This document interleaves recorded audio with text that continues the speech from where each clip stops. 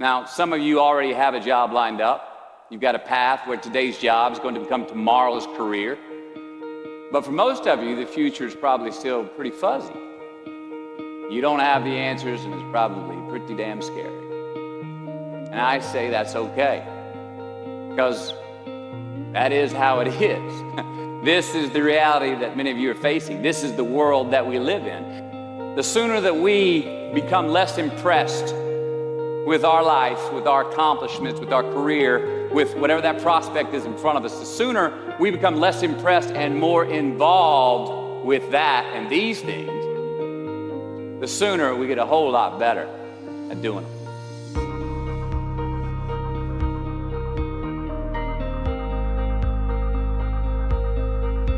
Number one, this should come up on the Jumbotron. Life's not easy. Is it up there? Life is not easy. It is not. Don't try to make it that way. Life's not fair. It never was. It isn't now, and it won't ever be. Do not fall into the trap, the entitlement trap, of feeling like you're a victim. You are not. Get over it and get on with it. And yes, most things are more rewarding when you break a sweat to get them. Number two, I love it. Unbelievable is the stupidest word in the dictionary. It should never come out of our mouths. Think about it. To say, oh wow, what an unbelievable play. It was an unbelievable book, an unbelievable film, an unbelievable act of courage.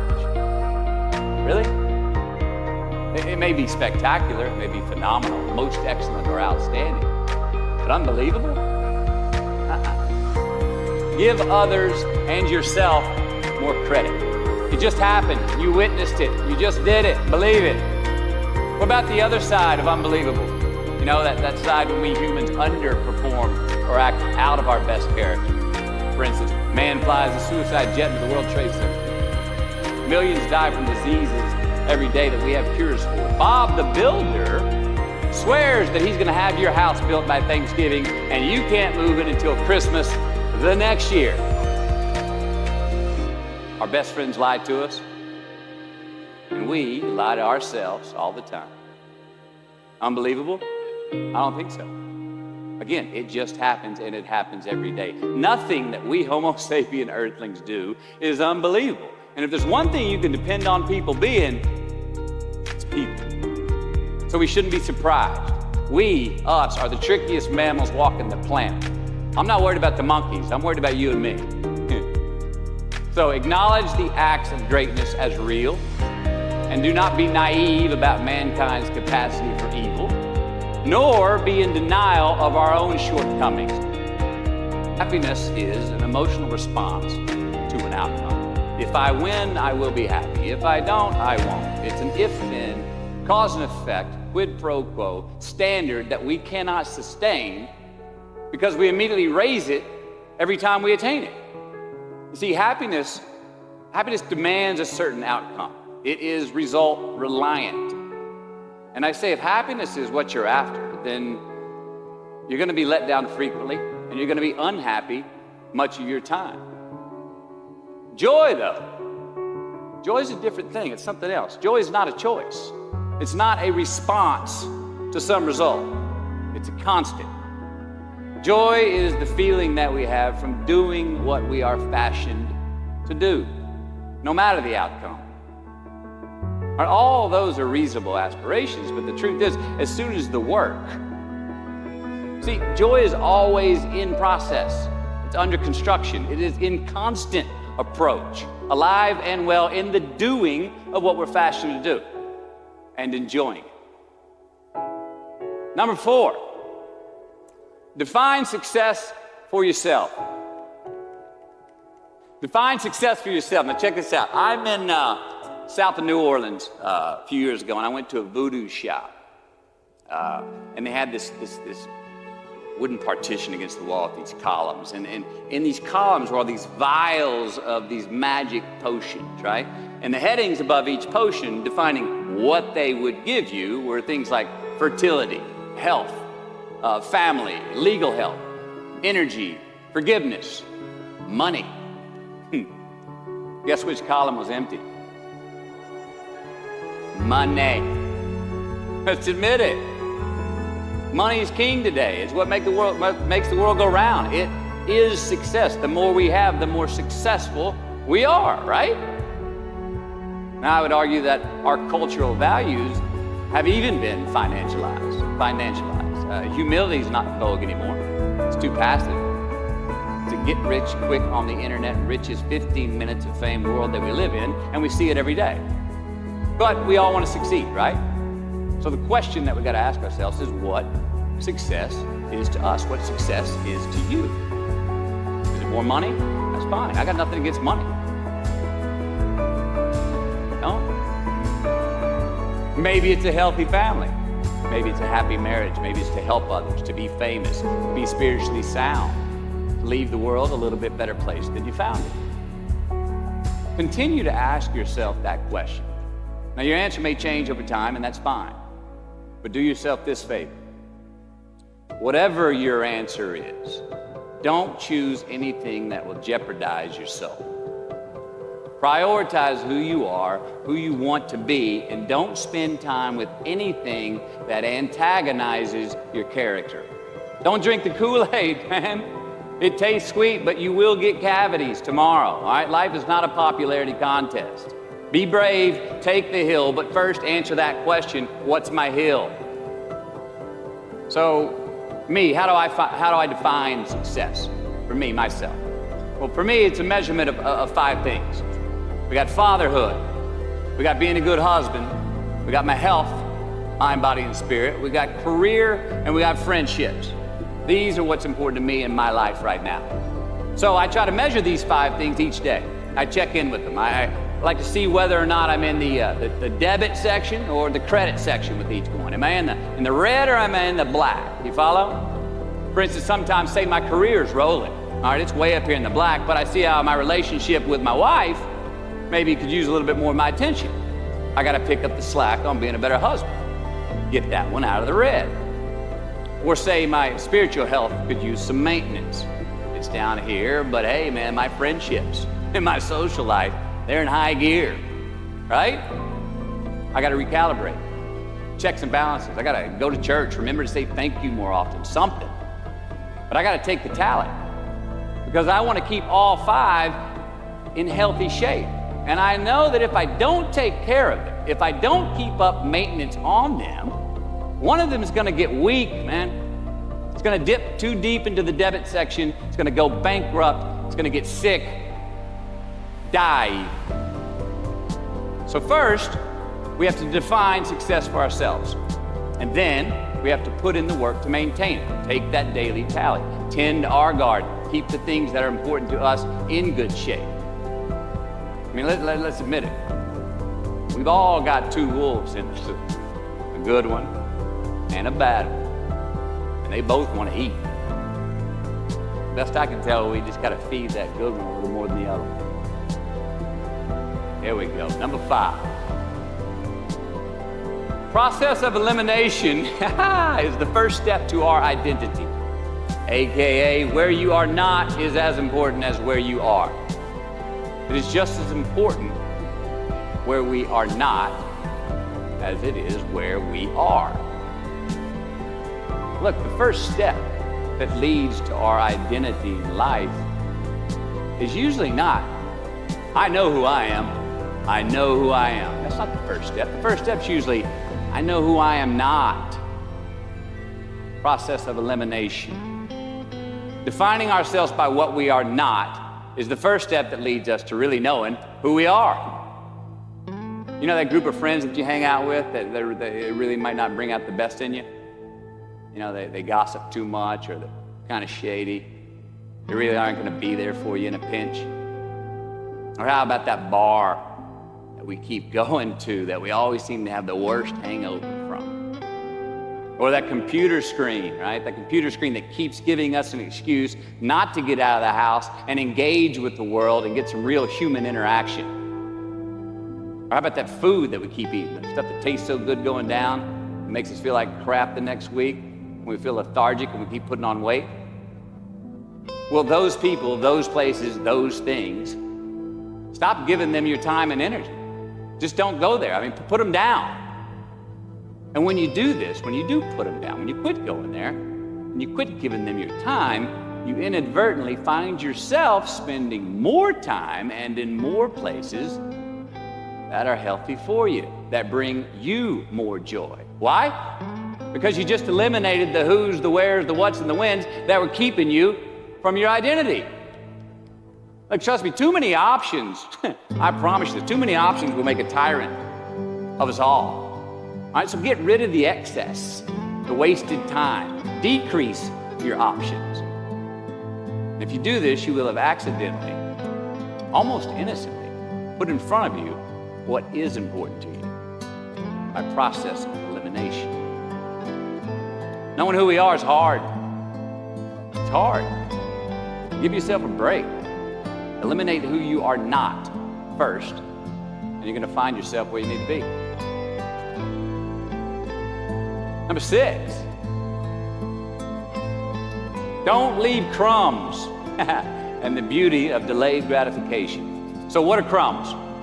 Well, the crumbs I'm talking about are the choices that we make that make us have to look over our shoulder in the future. You didn't pay that guy back the money that you owed him, and tonight you just saw him 3 rows behind you. Shit. You slept around on your spouse and you just found out that tomorrow she and the lady you're having an affair with are going to be at the same PTA meeting. Shit again. You drank too much last night. You're too hungover to drive your son to his 8 a.m. Saturday morning baseball practice. These are the crumbs. They come in the form of regret, guilt, and remorse. You leave crumbs today, they will cause you more stress tomorrow, and they disallow you from creating a customized future in which you do not have to look over your shoulder. So let's flip the script. Instead of creating outcomes that take from us, let's create more outcomes that pay us back, fill us up, keep your fire lit, turn you on for the most amount of time in your future. These are the choices I'm talking about, and this is the beauty of delayed gratification. All right, tee yourself up. Do yourself a favor. Make the choices, the purchases today that pay you back tomorrow. Residuals. Get some ROI. You know what that is? Return on investment. Your investment. You. Customize your future. Don't leave crumbs. Number 7, dissect your successes and the reciprocity of gratitude. We so often focus on failure, don't we? We study failure. We obsess with failure. We dissect failure and our failures. We dissect them so much we end up intoxicated with them to the point of disillusion. And when do we write in our diary? Usually when we're depressed. What do we gossip about? Other people's flaws and limitations. And we can dissect ourselves into self-loathing if we're not careful. I find that most of the times our obsession with what is wrong just ends up breeding more wrong, more failure. And the easiest way to dissect success is through gratitude. Giving thanks for that which we do have, for what is working. Appreciating the simple things we sometimes take for granted. We give thanks for these things, and that gratitude reciprocates, creating more to be thankful for. It's really simple, and it works. Now, I'm not saying be in denial of your failures. No, we can learn from them too, but only if we look at them constructively, as a means to reveal what we are good at, what we can get better at, what we do succeed at. And since we are the architects of our own lives, let's study the habits, the practices, the routines that we have that lead to and feed our success, our joy, our honest pain, our laughter, our earned tears. Let's dissect that and give thanks for those things.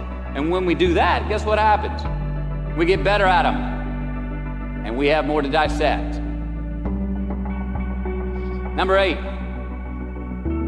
make voluntary obligations. I'm talking about the you versus you obligations. We have to have them. Now again, these are not societal laws, expectations that we acknowledge and endow for anyone other than ourselves. These are faith-based obligations that we make on our own. These are not the lowered insurance rates for a good driving record. You will not be fined or put in jail if you do not gratify these obligations I speak of. No one else governs these but you. They are your secrets with yourself, your own private counsel, personal protocols. And while nobody throws you a party when you abide by them, no one's going to arrest you when you break them either, except yourself. An honest man's pillow is his peace of mind. And when you lay down on that pillow at night, no matter who's in your bed, we all sleep alone. Number 9, from can to want. Just because you can? Nah, come on. It's not a good enough reason to do something. Even when it means having more. Be discerning. Choose it because you want it. Do it because you want to. Number 10, a roof is a man-made thing. Or maybe you've had that feeling of, oh my God, life just cannot get any better than this moment. And ask yourself, do I deserve this? Now what happens when we get that feeling? We tense up. We have this sort of outer body experience where we are literally seeing ourselves in the third person. And we realize that the moment just got bigger than us. You ever felt that way? I have. And it's because we have created a fictitious ceiling, a roof, to our expectations of ourselves. A limit where we think it's all too good to be true. But it's not.